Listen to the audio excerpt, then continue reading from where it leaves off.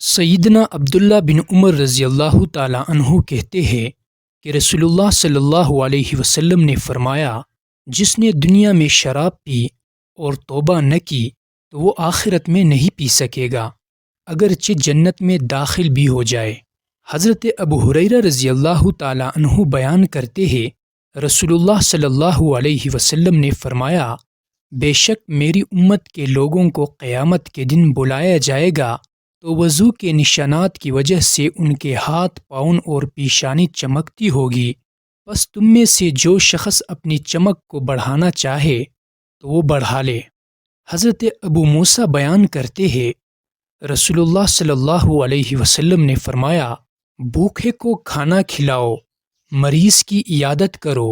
اور قیدی کو رہائی دلاؤ۔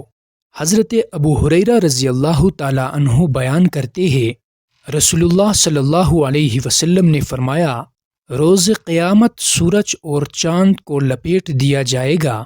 حضرت ابو ہریرہ رضی اللہ تعالیٰ عنہ بیان کرتے ہیں، رسول اللہ صلی اللہ علیہ وسلم نے فرمایا، جنت میں کچھ ایسے لوگ داخل ہوں گے جن کے دل پرندوں کے دلوں کی طرح ہوں گے۔ جن لوگوں سے سوال نہیں کیا جائے گا وہ 8 قسم کے لوگ ہیں۔ نمبر 1 شہید، نمبر 2 اسلامی ملک کی سرحد کی حفاظت کرنے والا، نمبر 3 مرض طاعون سے انتقال ہونے والا، نمبر 4 طاعون کے زمانے میں طاعون کے علاوہ کسی مرض سے فوت ہونے والا جبکہ وہ اس پر صابر اور ثواب کی امید رکھنے والا ہو، نمبر 5 صدیق، نمبر 6 بچے، نمبر 7 جمعے کے دن یا رات میں مرنے والا،